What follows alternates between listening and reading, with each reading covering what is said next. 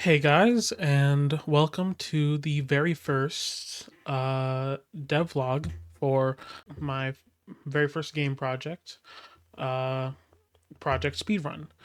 Uh, so a bit of an overview on at least I'll start with the pre-production uh, for what this game is going to end up being.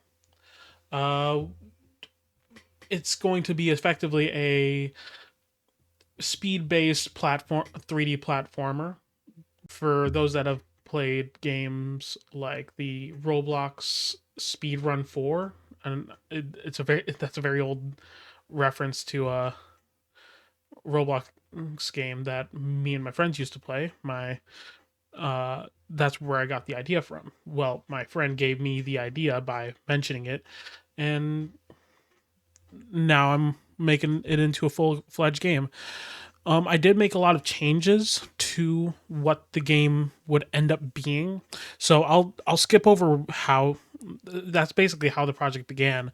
So I'll talk about the framework that we're gonna be we're gonna have. It's going to be 25 levels at launch, and the initial idea was just to do a sort of recreation of the speedrun game from Roblox.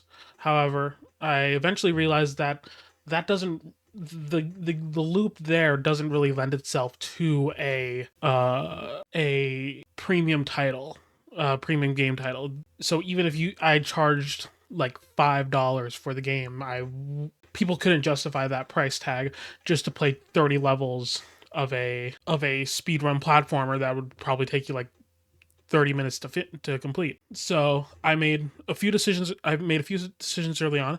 The first one being I'm going to extend the levels. So instead of these levels being 30 seconds to 1 minute like in the speedrun games, the games are going to now be anywhere. The levels are going to now be anywhere between 2 minutes and 30 seconds to 5 minutes and 30 seconds, which I think lends itself more to being a premium title. Uh, to combat the slight more fatigue that you would get after playing a lot of these levels, I reduced the total levels from 34 to 25. So you'll get 25 levels. Each of them at most are 5 minutes and 30 seconds long if you're going the slowest without dying, or 2 minutes and 30 seconds per level if you were trying to go through as fast as possible for each level. That could fluctuate, and we're going to find out once we start level designing, which will be soon after this devlog goes up. Another thing that I ended up changing was even with the longer levels, it's not going to lend itself to being replayable. Sure, you could replay it to get faster times on each level, but that doesn't really give the player much to do after that. So I decided that I'm going to I decided adding collectibles. So each level is going to have 4 stars that you can collect. 3 of them you collect throughout each level while you're playing. Usually that is by going through more difficult paths throughout the level rather than going on the main track. You'd have to go through a more difficult track that requires more skill. And the fourth one you get through by a minimum time of completion for the level. That is to also encourage replayability, so you can go through and collect all the stars, but not get the times, and then you could go back and get get the best time afterwards. However, even that I found doesn't really do much either. Like once you get all the stars, what then? Well, why not I thought, well, why not add character customization? It's not going to be crazy character customization. It's not going to be like, oh, you can customize every aspect of your character's suit or do like full like body customization or anything like that. Like some RPGs, it's more or less just going to be like it's going to have several preset suits and like a helmet, so you can get unique helmets or a unique suit, and you could probably even change the colors of it, which is pretty easy. So I decided why not add that kind of customization. It's not going to be super complex, but it will give players even more reason to replay the levels to secure those cosmetics, because I don't want them to pay for those cosmetics. I want them to earn those cosmetics through playing the game. Another thing I decided to add, because even though the cosmetics are nice, I wanted to add some more content to the game. And so I thought, why not add an endless mode? Uh, Endless modes are generally not as difficult as they may seem. Uh, some developers are probably going to start screaming at their computers. It's like a random level generator is not isn't hard, question mark. But no, what I mean is that, like, once you have the RNG set up, which this isn't going to be full RNG. It's more like it's going to be a series. It's going to be RNG for like certain sections, but there's going to be a general, like, sort of layout to the RNG.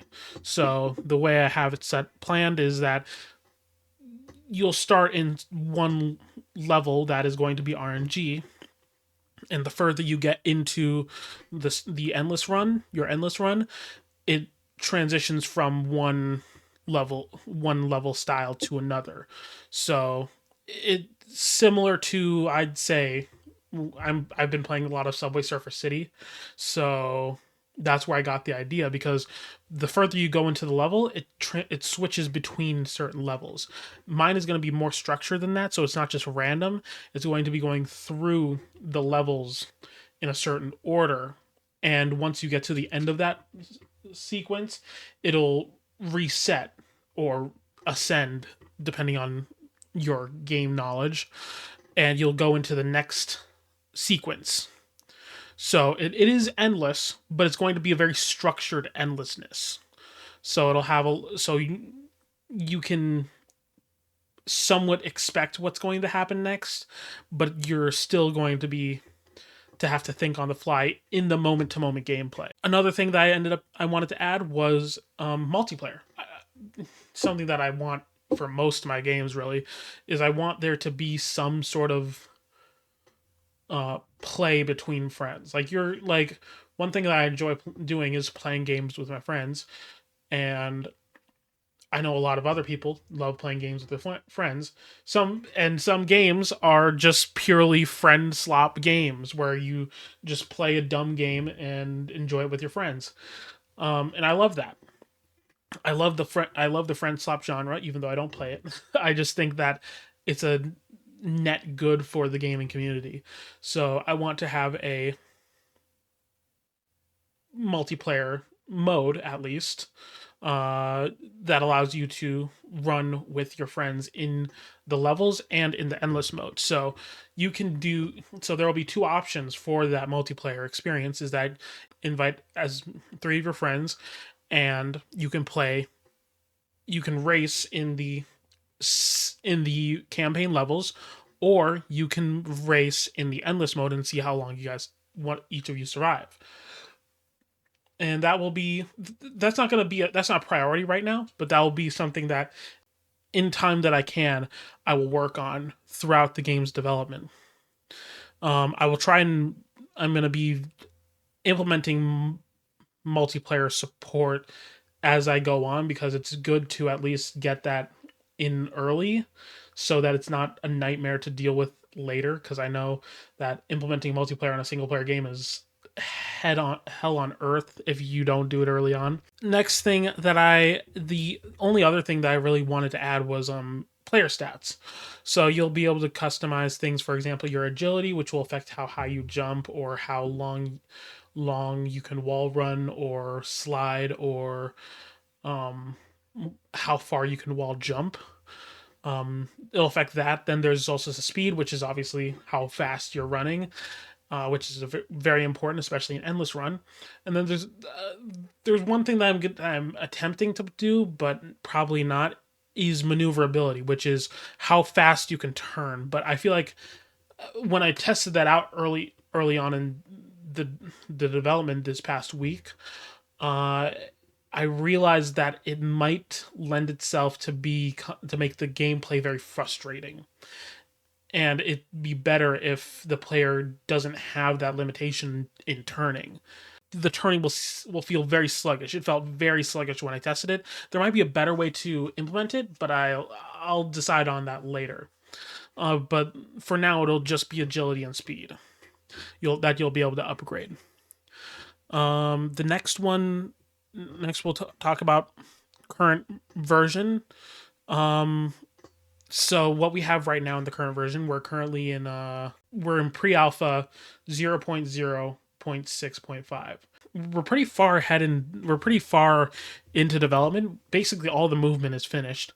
All that's really it, the only real issue is like a few bugs with things like sliding and wall running that I need to fix, as well as like turning animations, which isn't that big of a deal. It just looks awkward.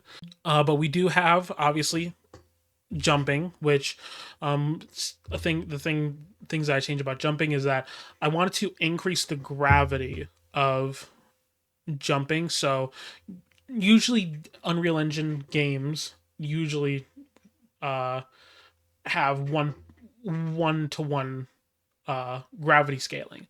I decided to increase it from to 2.5 to 1 gravity scaling. Which which is pretty hefty gravity.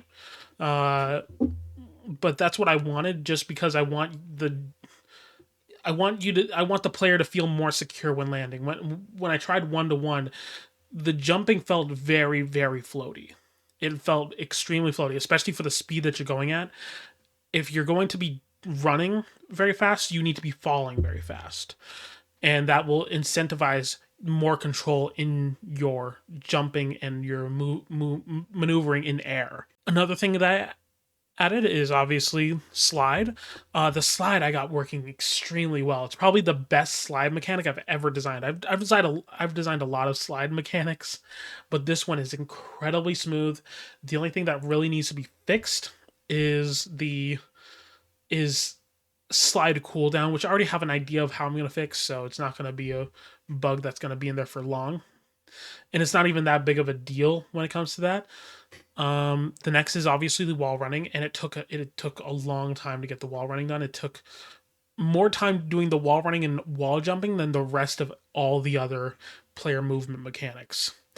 And I got in a good spot. I still have a few things to fix involving animation and wall constraint, but that's stuff that I'll go over later. The next one is obviously moving platforms. I designed a few moving platforms. These are like superficial mechanics, and they're mostly just so I don't have to make them later. Point base, which is where an object moves from one point to another, and then there's spline, where the object moves along a a line that over and over again. Well, if you have it loop. The next one is UI. This is the most recent one that we got finished in version 6.5 of the pre-alpha. Pause menu, main menu, and settings menu. The settings are very basic. I just have it so it's resolution, textures, and shaders, and shadows. I mean, I'll be adding a lot more to the settings. I love my settings menus. But other than that, that's all we have right now, which doesn't sound like a lot, but when it comes to base mechanics and the core functionality of the game, it is more than enough. So I'll talk about future plans, starting with immediate development priorities for me as the developer. So the first thing that I'm working on right now as we speak is the tutorial level, which is basically the introduction level, which is going to be a big thing for me because it'll allow me to test the movement in action on an actual platforming level. Next is general level design, which is going to be happening obviously with the tutorial level. But that will help me develop all 25 main levels. The next one is level select, which I could, I thought about using a tutorial for this one, but I probably can do it without a tutorial. It's not even that crazy of a mechanic. I already have all the menu infrastructure set up. And then the final thing is the death system, which I'm going to probably follow a tutorial, but I probably don't need it. It's more or less that one is probably going to be very easy as well. That's why I have all these things set as one thing that I'm doing, because they're all very simple things that I'm already working on. Short-term plans is my short-term plan, which seems contradictory to go from immediate development priorities to short-term plans, but for me the short-term plan isn't my immediate development priorities. It is the release of the alpha 0.1. The alpha 0.1, I'm going to have it finished by April 30th. If I'm real consistent with my development, I can get it done earlier, much earlier actually, because what I need for all of that is I need to have all 25 levels mapped out. And that's not like fully completed. I'm talking about a block out of every single level, a first draft of every single level. And then obviously I need to have the collectible system finished and the level auto saving finished, which is going to be a nightmare. And then the basic multiplayer integration, which is also going to be a nightmare, and player stat system, which is going to be relatively easy to implement, which it won't be functional, but it'll at least be in there for when I want to make it functional. Most of that is going to be pretty easy to implement after I'm finished with my current priorities. And yeah, after that is obviously my long-term goals, which is the beta 0.5, which I hope to get done by May 31st. I want to get to beta stage before summer, because I want to. I'm not going to say more than that, but my goal is to at least get to the first beta before summer. And hopefully that will be doable if I don't overestimate the project, which I don't think I am. It's a very simple project with very simple mechanics. And if I don't like do scope creep on myself, which I am very capable of doing. But yeah, that pretty much concludes the devlog for pre-alpha 0.0.6.5. I will hopefully be doing these fairly often. I'd say I'll be doing these every month probably. So the next one will probably be for the alpha 1 or alpha 1.1 probably. And once we're there, I will give you a recap of everything that we have done up until then. So yeah, thank you guys for watching. I will be keeping you guys posted on my social media, so you can follow those as well. And I also have some other projects that I'm going to be working on. Some of them pertaining to this project. Others are just going to be projects that I just haven't finished yet. And I'll be posting those on this channel. And I'll give you some eventual context on a lot of the surrounding information on this project as well. So thank you. Goodbye.